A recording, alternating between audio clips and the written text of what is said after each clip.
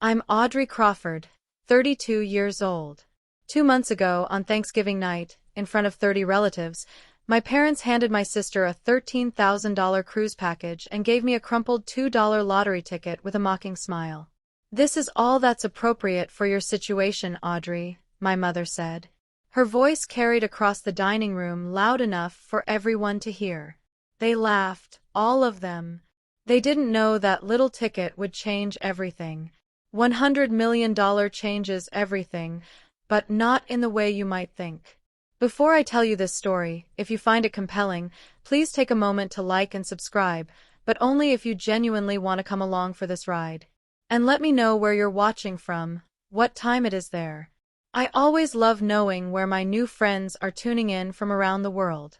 Now, let me take you back 2 months ago to Thanksgiving night. The night everything began to crumble. The Crawford family Thanksgiving was always a production. Not in the warm Hallmark movie sense, more like a stage where everyone performed their assigned roles. I pulled into my parents' driveway at exactly 5 o'clock, carrying a homemade autumn salad and a bouquet of dahlia I'd grown myself. The flowers were deep burgundy, perfect for the season. I'd spent 3 months nurturing them. My mother opened the door before I could knock. "Oh, Audrey." Her eyes flicked to the bouquet, then away. "Still playing with plants, I see." Behind her, I heard squealing. Vivian had arrived. Mom rushed past me, arms outstretched. "There's my girl. Oh, that dress is stunning. Is it new?" I stood in the doorway, holding my flowers, watching my mother embrace my sister like she hadn't seen her in years. It had been 2 weeks. Inside, the house buzzed with relatives, aunts, uncles, cousins I barely recognized. Dad sat in his leather recliner, deep in conversation with Marcus, my brother-in-law. He didn't get up when I entered. Just a nod, barely a glance. "Audrey, good. You're here," Dad said, not looking away from Marcus. "We need help setting the table." Of course, I was here to work. The living room formed a semicircle around Marcus as he described his latest real estate consulting deal. Everyone leaned in, captivated. I knew better. Marcus was slippery. But I had no proof, just instinct. Aunt Marlene caught my eye across the room. She gave me a small, sad smile. Later, as I arranged napkins alone in the dining room, my mother introduced me to a distant cousin.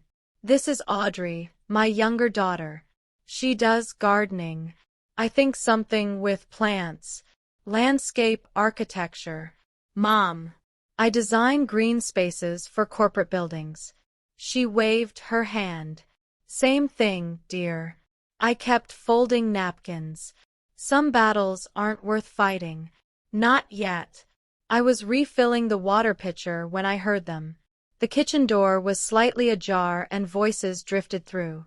Mom, Dad, Vivian. They were speaking in that hushed conspiratorial tone families use when they think no one's listening. "The cruise leaves December 15th. Mom was saying 2 weeks in the Caribbean. The whole family. You, Marcus, the kids, your father and me, even Grandma Grace, if she's feeling well enough." My hand froze on the pitcher handle. "What about Audrey?" Vivian asked, not concerned. Just acknowledging my existence. Silence. Then Dad cleared his throat. "She's busy with work. Besides, a trip like this is expensive. We don't want to burden her." They hadn't asked if I was busy. They hadn't asked if I could afford it. They'd simply decided I wasn't worth including. I pushed the door open. "I'm not invited." 3 faces turned. Mom's smile tightened. Dad suddenly became very interested in his coffee cup. "Sweetheart," Mom started. "This trip is to celebrate Marcus's promotion. It's really more of a family thing." I finished. "It's not about you, Audrey," Vivian said, her voice honeyed. "We just didn't think you'd be interested. You're always so independent." Independent. The word they used when they meant outsider.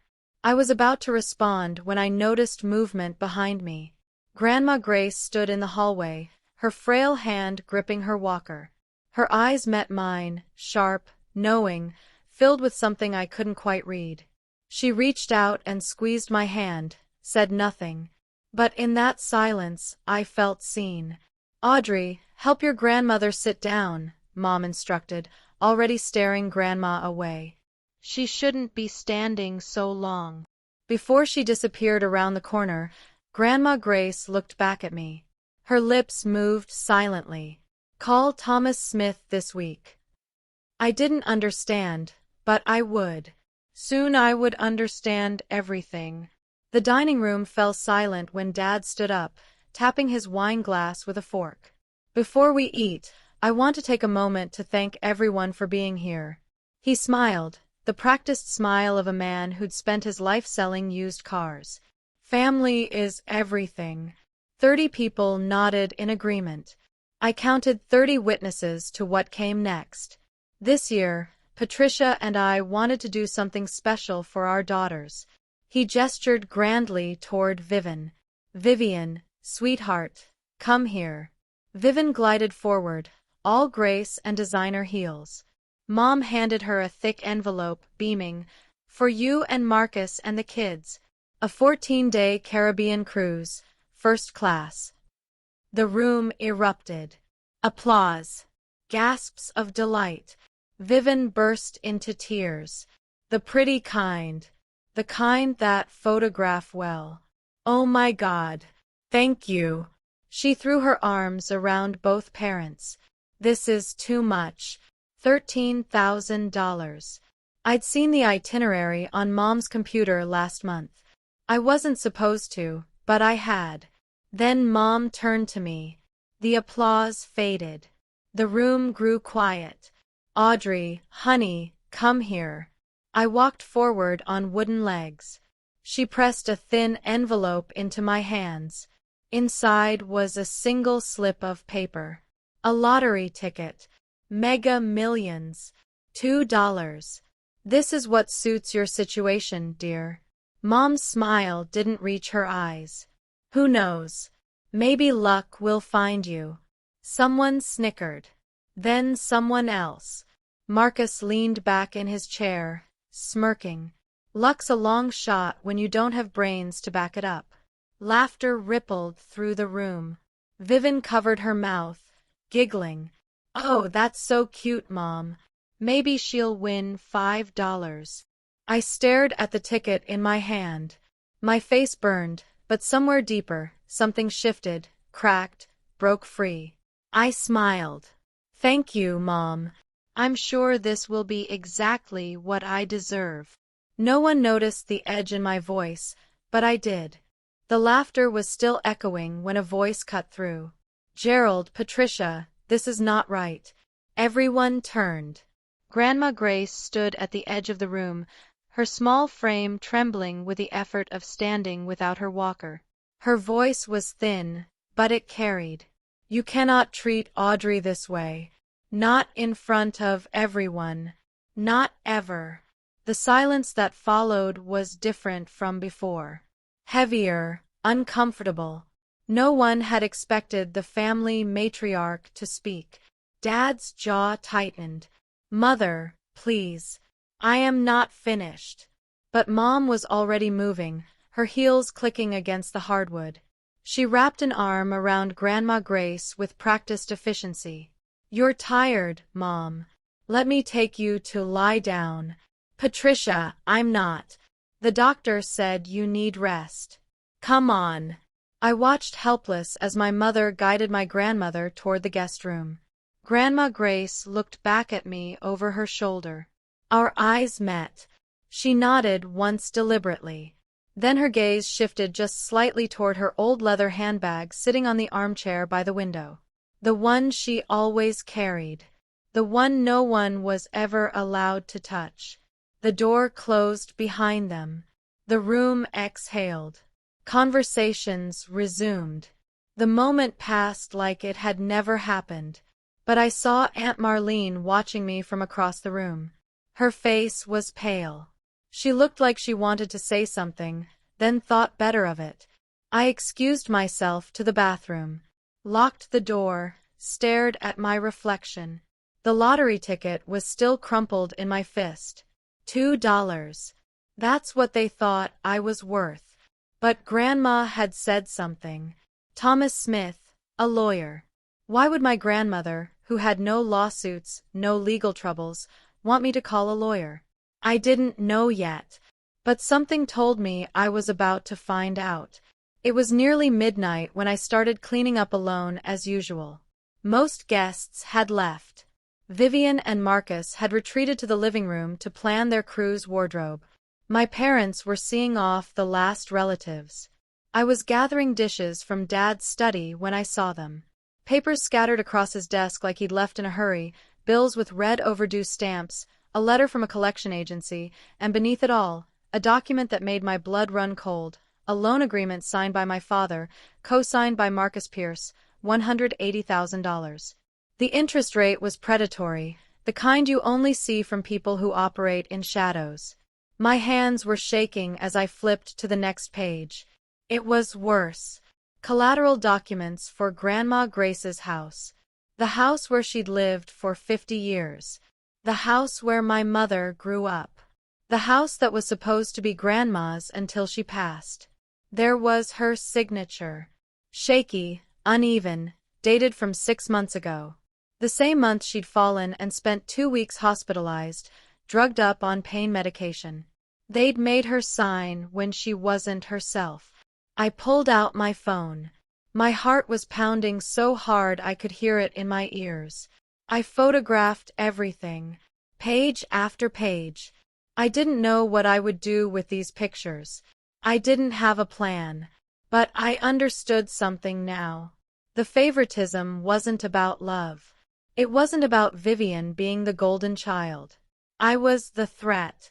I was the one who might ask questions, who might notice things that didn't add up. They needed me small, silent, invisible. That's why I got a $2 lottery ticket. I slipped out the back door, photos saved, mind racing. For the first time in my life, I wasn't going to stay quiet. 1 week after Thanksgiving, I called Aunt Marlene. She picked up on the second ring. Audrey. Aunt Marlene, I need to ask you something. What is it, honey? Is Dad in serious debt? Silence. Long. Heavy. You know something, don't you? I pressed. How did you find out? I saw papers at the house. A loan agreement with Marcus. Audrey. Her voice dropped to a whisper. Don't talk about this on the phone. Why not?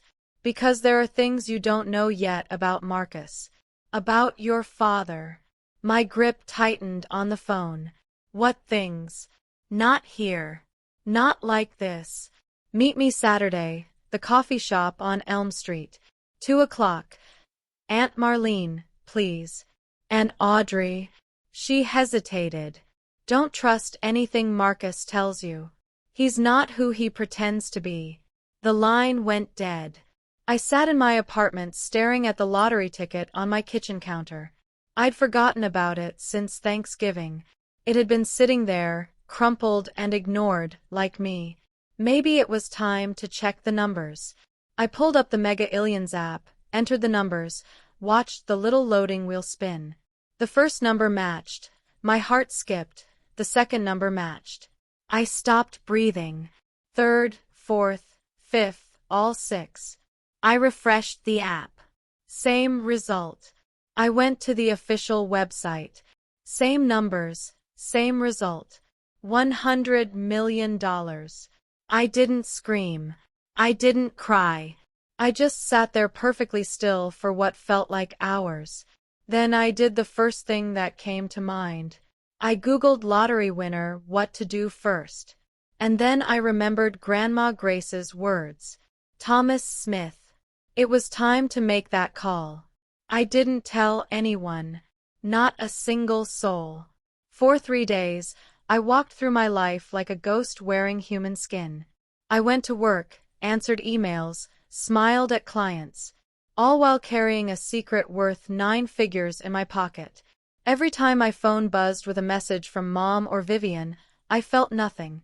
The number in my bank account, once it cleared, would be larger than anything they could imagine. But that wasn't what consumed me. It was the power. Not over them, over myself. For 32 years, I'd been the invisible one, the afterthought, the gardener. Now I had options. They couldn't take away. I didn't call my parents. I didn't call Vivian. I didn't post on social media or buy a sports car or do any of the things lottery winners are supposed to do. Instead, I called Thomas Smith, Miss Crawford. His voice was warm but professional. Your grandmother said you might reach out. She told me to call you. I don't know why. Perhaps you should come to my office. There are some matters we need to discuss about the lottery. A pause. You've won something. $100 million. Another pause. Longer this time. Then we definitely need to talk. But Miss Crawford, the matters your grandmother wanted me to discuss with you existed before any lottery. They're about her estate and her house. My stomach dropped. What about her house? It's better if I show you in person. Can you come tomorrow? Yes. And Ms. Crawford, don't mention this call to anyone in your family. Not yet. I hung up, stared at my reflection in the dark phone screen. The lottery ticket had given me money, but Thomas Smith was about to give me something far more valuable. The truth. Thomas Smith's office smelled like old books and expensive leather. He was older than I'd expected, early 60s, with silver hair and kind eyes behind wire-rimmed glasses. The kind of lawyer who still believed in doing things right. Please sit. He gestured to a chair across from his mahogany desk. I sat. What did my grandmother want you to tell me? He slid a folder across the desk. 10 years ago, your grandmother established a trust fund in your name. A trust fund. $500,000. The room tilted. What? I never knew she wanted it that way. She was afraid. Afraid of what? Thomas's expression softened. Afraid your mother would find a way to take it from you. I opened the folder with trembling hands. Legal documents, bank statements, all of it real. There's more, he said gently. The house. Your grandmother's house. I saw the papers. My father cashed it in. He nodded. The deed was signed 6 months ago, the day after your grandmother was hospitalized. She was on heavy pain medication, barely coherent. I felt sick. That's fraud. Potentially. The signature is shaky. The timeline is suspicious, but proving coercion is difficult without witnesses.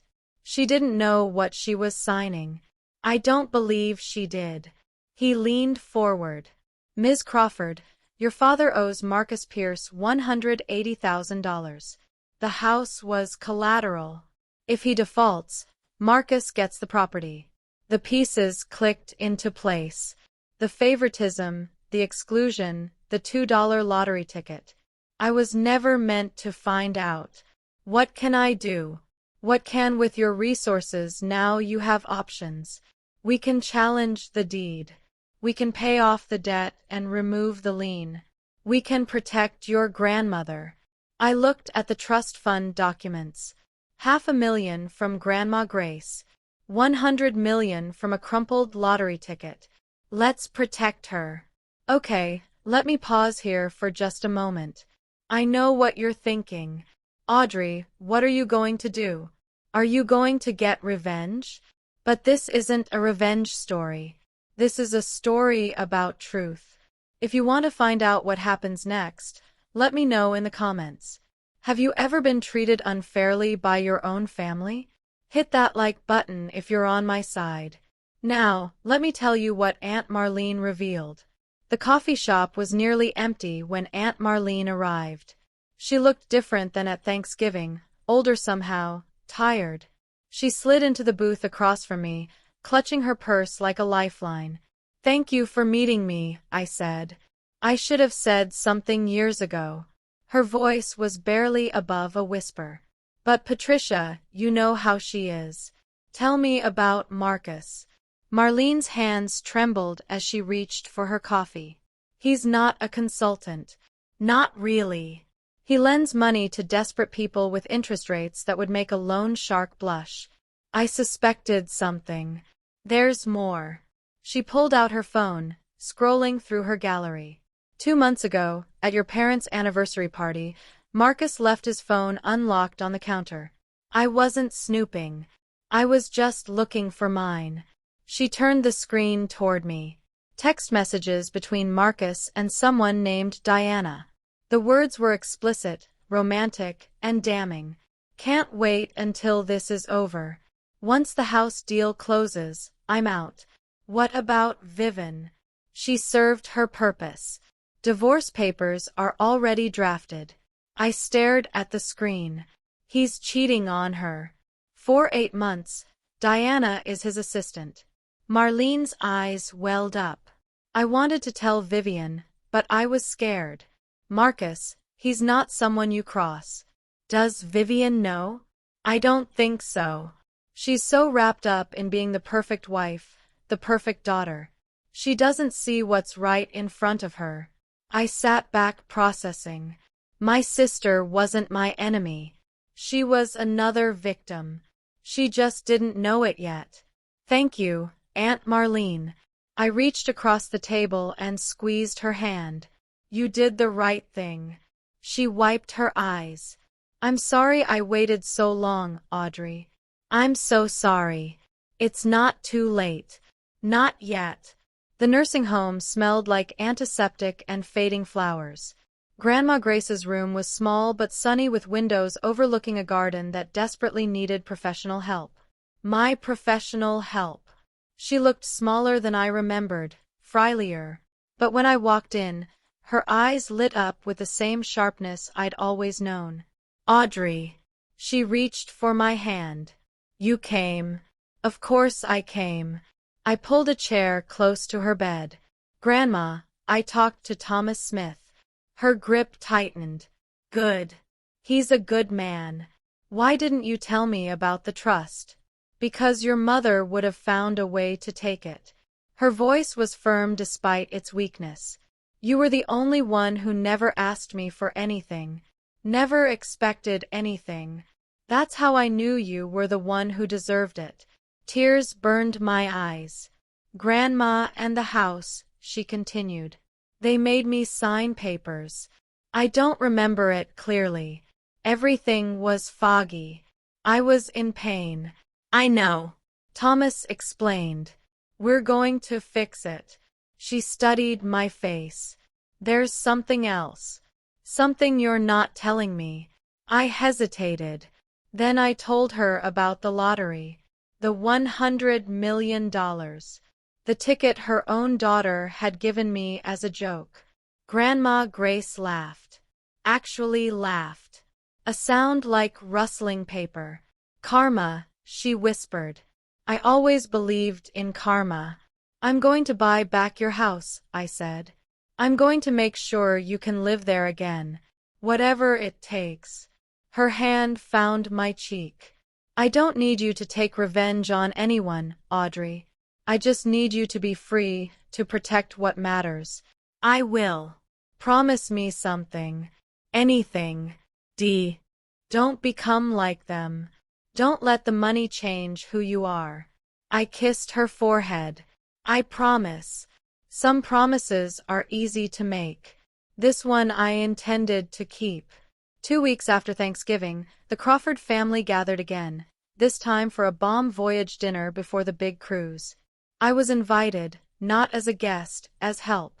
Audrey, can you arrange the centerpieces? You're good with plants. Audrey, the caterer needs direction. Handle that. Audrey, make sure Grandma Grace's nurse knows we'll be gone for 2 weeks. I did it all with a smile. Played my part. The quiet, beautiful daughter they expected. No one knew about the lawyers working overtime on my behalf. No one knew about the LLC I'd formed to claim my winnings anonymously. No one knew that in 3 weeks I'd be worth more than everyone in this room combined. The dinner was a parade of self-congratulation. Marcus held court, describing the cruise activities. Snorkeling in Barbados, fine dining at the captain's table, spa treatments for Vivian. "Too bad you couldn't join us, Audrey," Vivian said, not sounding sorry at all. "But someone needs to water Mom's orchids." "I don't mind," I smiled.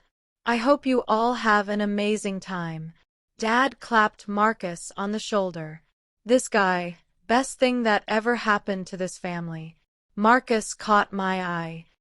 His smile didn't reach his pupils. Cold, calculating, like he was assessing a business asset. "Hey, Audrey." He leaned closer, voice dripping condescension. "Buy any more lottery tickets? Maybe you'll win $5 next time." The table laughed. I let them. "You never know," I said pleasantly. "Luck has a way of surprising people." Mom raised her glass. "To family, to fortune, to the Crawfords." Everyone drank. I raised my water glass and took a small sip. 12 days. In 12 days, they would be in the middle of the Caribbean, and I would be ready. The morning they left for the cruise, I stayed home. "You're not coming to see us off?" Mom had asked the night before, her voice carrying that familiar note of accusation disguised as disappointment. "I have a client meeting, big project," she'd sniffed. "Always work with you. Always work." As if I had any other choice, as if they'd ever offered me anything else. I spent departure day in Thomas's office, finalizing the paperwork for my LLC. The money would clear within the week after taxes, roughly $62 million, more than enough for what I had planned. I was reviewing documents when my phone buzzed. "Vivian." "Audrey, something's wrong with Dad's credit card. It got declined at the port. Can you transfer $500? I'll pay you back." I stared at the message. The irony was almost too perfect. The first time in my entire life that Vivian had asked me for money. I knew why the card was declined. The debt was catching up. Marcus wasn't covering it like he'd promised. The house of cards was starting to wobble. I typed back. "I don't have $500 to spare right now. Ask Marcus. He's the financial consultant." 3 dots appeared, disappeared, appeared again. "Never mind. We figured it out." I didn't ask how. I didn't care. What mattered was that they were on that ship now. All of them. Mom, Dad, Vivian, Marcus, trapped in the middle of the ocean for the next 2 weeks. I turned back to Thomas. "How soon can we file the challenge on the house deed?" "Monday." "Once you're ready to make your move." I looked out his window at the city below. Somewhere out there, a cruise ship was sailing toward the Caribbean, and I was preparing my own kind of voyage.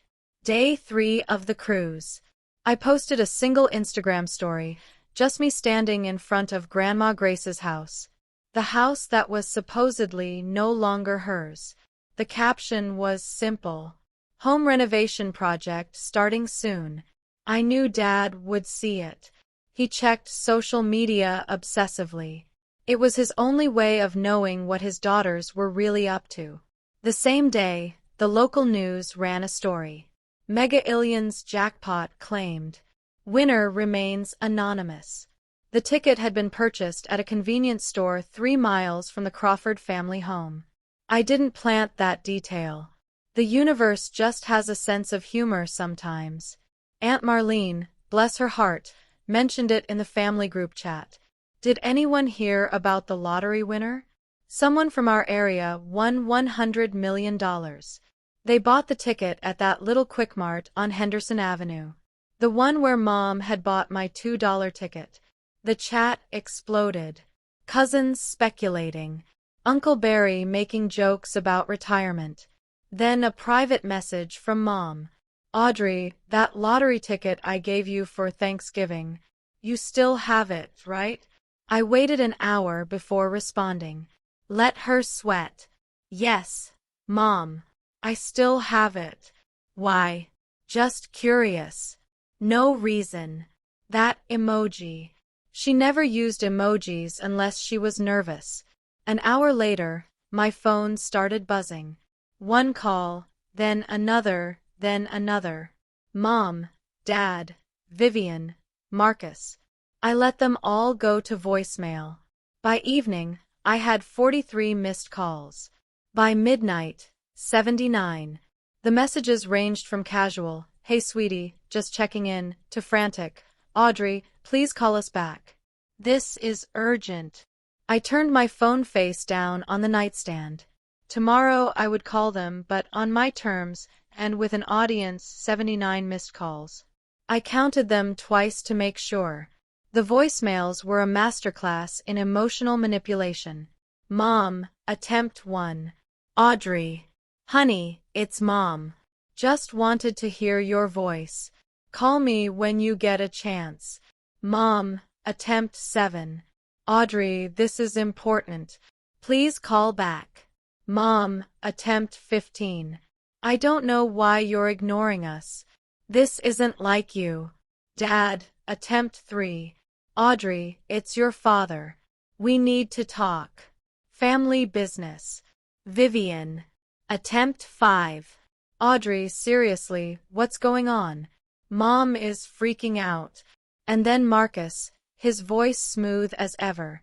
Audrey, I think we should discuss some investment opportunities. Family helping family, you know. Give me a call. I sat in my new apartment, a rental I'd secured the week before. Nothing fancy, just mine. And listened to every single message. Let their desperation wash over me like waves. They weren't worried about me. They were worried about the money. I texted Thomas Smith. Is everything in place? His reply, ready when you are. I opened the family group chat and typed a single message. I'll video call tonight at 8 p.m. Eastern Standard Time. Everyone needs to be present. There's something important I need to share. Within seconds, confirmations flooded in. Mom, of course, sweetie. We'll all be there. Dad, looking forward to it, kiddo. Vivian can't wait. Marcus sent a thumbs up emoji. They thought they'd won. They thought I was going to announce my lottery winnings and then what? Hand them a check. Ask for their guidance. They had no idea what was coming. I spent the rest of the afternoon preparing, organizing documents, rehearsing what I would say. This wasn't revenge. This was truth. And the truth, as they say, shall set you free. At exactly 8 o'clock, I clicked join call. Their faces filled my laptop screen, crowded together in what looked like the ship's lounge, tropical sunset visible through the windows behind them.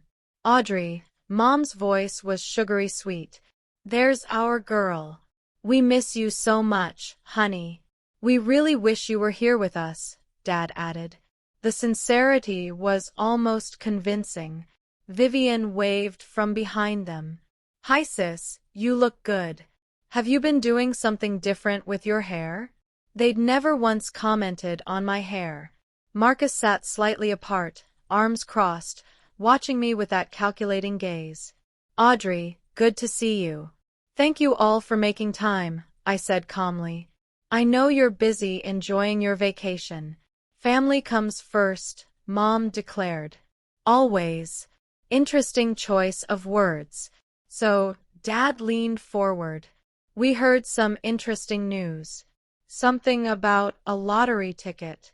I didn't flinch. Yes, I won. The silence was deafening. Then everyone spoke at once. Oh my God, that's incredible. How much, Audrey? Congratulations. I let them exhaust themselves. When the chatter died down, I spoke again. $100 million. Mom's hand flew to her chest. Dad's mouth opened and closed like a fish. Vivian looked like she might faint. Marcus recovered first. Audrey, that's life-changing money. You're going to need help managing that. Investments, tax strategies, asset protection. I have a lawyer, I interrupted. Sure, but a family member who understands finance. Marcus. My voice was steady. Before we talk about money, there are some things this family needs to know. His smile flickered. What kind of things? The truth. I shared my screen. Let me show you.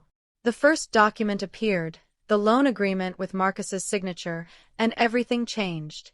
This, I said, is a loan agreement between my father and Marcus. $180,000 at 32% interest. Dad's face went white. Where did you and this, I continued, clicking to the next document, is the deed to Grandma Grace's house. Signed over as collateral, dated the same week she was hospitalized, barely conscious from pain medication. Mom's mouth opened.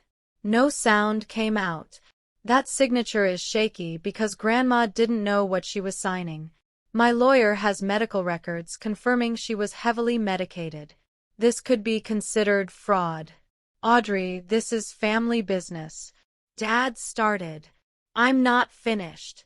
I clicked again. This time, screenshots filled the screen. Text messages between Marcus and Diana. Explicit, unmistakable. These are messages between Marcus and his assistant Diana. They've been seeing each other for 8 months. Vivian's face crumpled. What? Once the house deal closes, I'm out. I read aloud. She served her purpose. Divorce papers are already drafted. That's not. Marcus stood up, his chair scraping against the floor. Those are fabricated. She's lying. Am I? I looked directly at my sister. Vivian asked him. Look at his face and ask him. Vivian turned to Marcus. Her voice was barely a whisper. Marcus. He didn't answer. He grabbed his phone and walked out of frame. Mom started crying. Dad just sat there stunned. Here's what's going to happen, I said quietly. I'm using my money to pay off the loan and clear the lien on Grandma's house. The deed will be transferred back to her, legally protected. None of you will have any claim to it. Audrey, Dad pleaded. We're family. Family doesn't steal from 90-year-old women. I kept my voice level and I'm not done. Okay, I know a lot of you are screaming yes at your screens right now. But hold on, the story isn't over yet. If you've ever dreamed of saying the things I just said to your own family, smash that like button. And if you want to know what happened to Marcus next, oh, karma wasn't finished with him, keep watching because what happened after that call? Even I didn't see it coming. I ended the call before anyone could respond. The last thing I saw was chaos. Vivian crying, Mom shouting something I couldn't hear, Dad sitting motionless with his head in his hands. Marcus was nowhere to be seen. My apartment was silent, just me and the fading sunset through the window. I'd imagined this moment for weeks. I thought I'd feel triumph, victory, vindication. Instead, I felt hollow, tired, like I'd just run a marathon I hadn't trained for. My phone exploded within seconds. Calls, texts, voicemails. I turned it to silent and set it face down. Then a knock at my door. I tensed. No one knew I'd moved. Through the peephole, I saw Aunt Marlene. She looked as exhausted as I felt. How did you find me? Thomas Smith gave me the address. I hope you don't mind. I let her in. She took one look at my face and pulled me into a hug. You did good, honey. You did what none of us had the courage to do. Did I? My voice cracked. I just destroyed my entire family on a video call. No. She pulled back, holding my shoulders. They destroyed themselves years ago. You just turned on the lights. My phone buzzed. A text from Vivian. I didn't know about Marcus. I swear I didn't know. I'm so sorry about everything. I need time to think, but I'm sorry. I read it twice. 3 times. What do you think? Marlene asked. I don't know. I set the phone down. I don't know if she's sincere. I don't know if anything will change. You don't have to decide tonight. She was right. For the first time in 32 years, I had time. I had options. I had freedom. 2 weeks later, Thomas Smith called me with good news. It's done, he said. The D challenge went through faster than expected. With the medical records and the witness testimony from your Aunt Marlene, the bank agreed to void the original transfer. I let out a breath I didn't know I'd been holding. So, the house is still technically owned by the bank. Your father defaulted on the loan payments when Marcus stopped co-signing. But here's where your money comes in. I'd already made my decision. Pay it off, whatever it costs. It'll be approximately $215,000 principal plus interest plus legal fees to transfer the deed cleanly to your grandmother's name. Do it. The money was nothing. A rounding error compared to what I had now. But what it represented, that was everything. There's one more thing, Thomas said carefully. I've drafted a protection clause. Once the house is in your grandmother's name, no member of the Crawford family, that includes your parents, can claim any rights to the property. Not during her lifetime and not after. And after she passes, it goes to you per her original wishes before any of this happened. I thought about that crumpled lottery ticket, the mocking smile on my mother's face. $2 to get rid of the inconvenient daughter. One more clause, I said. I wanted in writing that my grandmother can live there for the rest of her life with full-time care if needed, completely paid for, already included. I smiled for the first time in weeks. Thomas, thank you. Thank your grandmother, he said. She chose you for a reason. I hung up and immediately called the nursing home. I'm coming to pick up Grace Mitchell. It's time to take her home. Marcus tried to control the narrative. Of course, he did. The screenshots were photoshopped. He told anyone who would listen. Audrey is mentally unstable. She's jealous of Vivian's success. She's trying to tear this family apart. It might have worked once before social media before Diana. Diana was apparently not pleased about being abandoned mid-scandal. 3 days after the video call, she went nuclear. Instagram, Facebook, Twitter, every platform. Photos of them together, restaurant receipts, hotel bookings, intimate messages that made the ones I'd shared look tame, and her own video statement. Mascara, stre, and furious. Marcus Pierce is a liar and a fraud, she declared to her 300 followers. A number that multiplied by thousands within hours. He told me he loved me. He told me he was leaving his wife.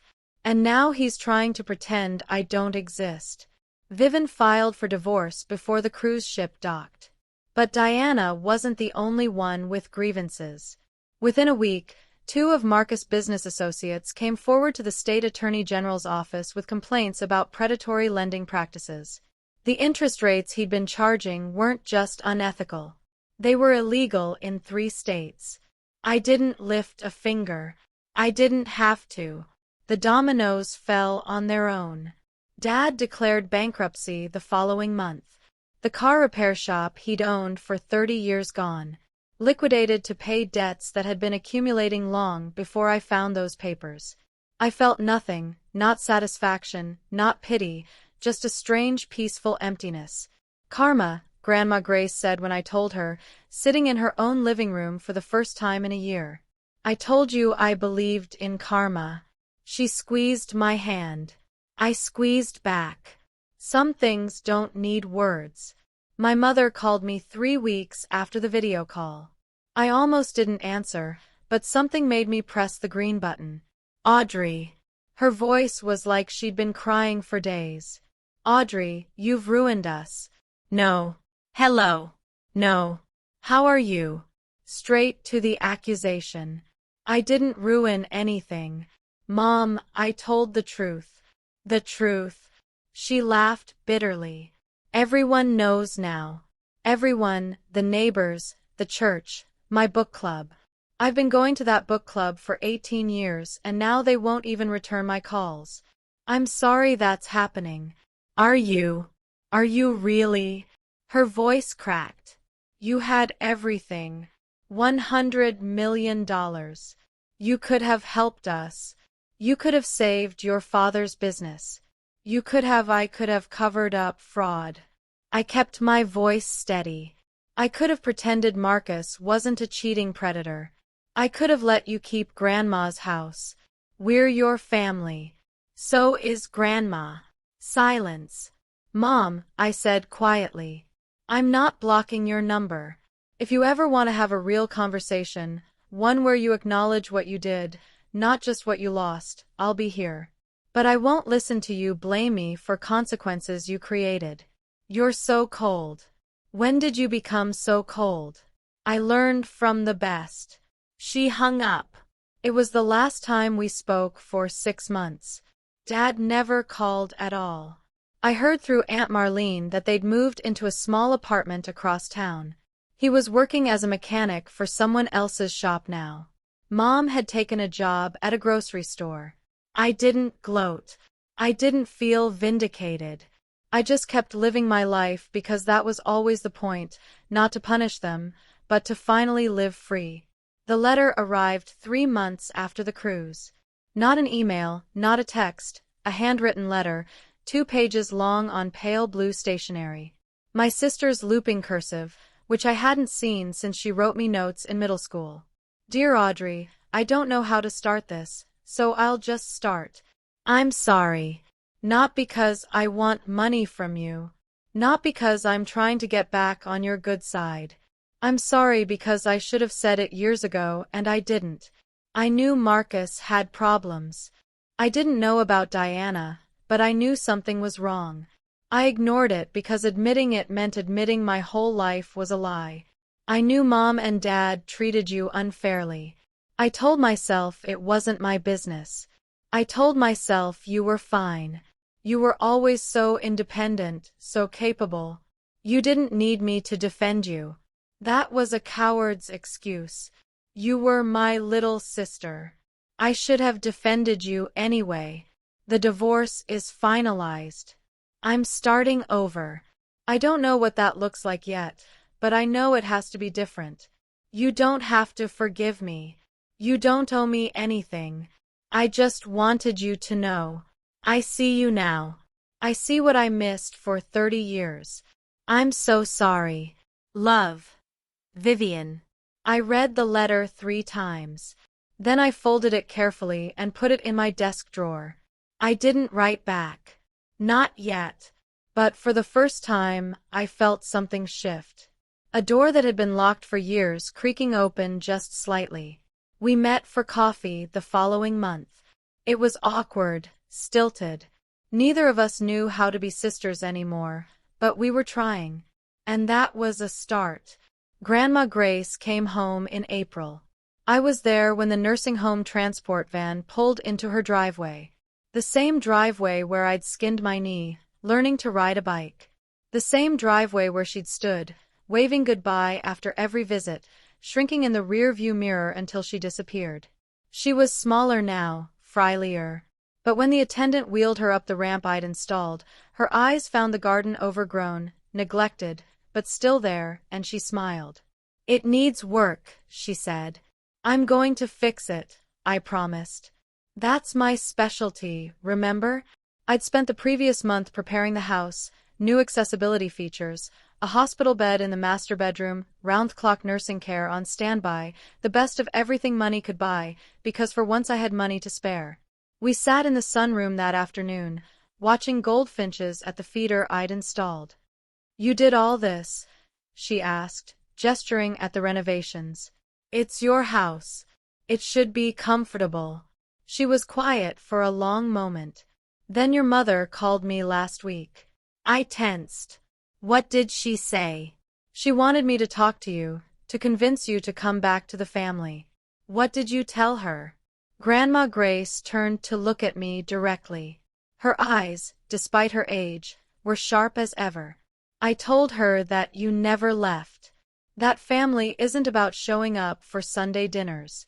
It's about showing up when it matters. She reached for my hand. You showed up, Audrey. When everyone else saw what they could take from me, you saw what you could give. I blinked back tears. I just did what was right. That's the hardest thing to do. And you did it anyway. We sat together until the sun went down. No more words needed.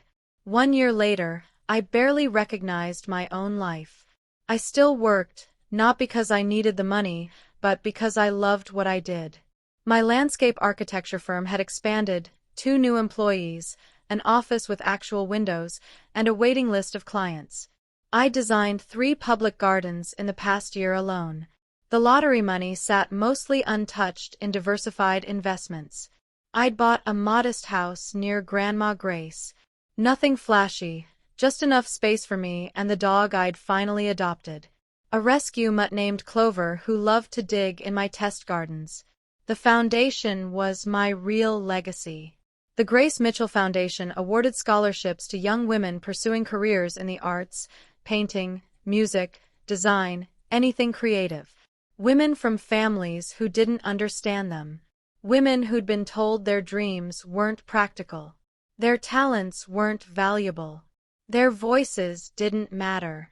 Each acceptance letter I read felt like a small act of defiance. Take that, universe. Take that. Every parent who ever said, "But how will you make money?" I visited Grandma Grace every day. Some days she was sharp, full of stories about the past. Other days she was tired, and we just sat together in comfortable silence, watching her garden grow.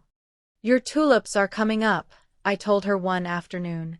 "You planted those?" She reminded me. "They're still yours." She smiled. "Everything good I have is because I shared it with people who appreciated it. Remember that I would. I was living proof of it. The money didn't make me happy. It gave me options. Freedom from other people's expectations. Room to breathe. Happiness came from somewhere else entirely. From work that mattered. From relationships built on truth. From the simple act of being exactly who I was. People ask me about my family sometimes, where they are, if we've reconciled. The honest answer is complicated. My parents live in a small apartment across town. Dad works as a mechanic. Mom works at a grocery store.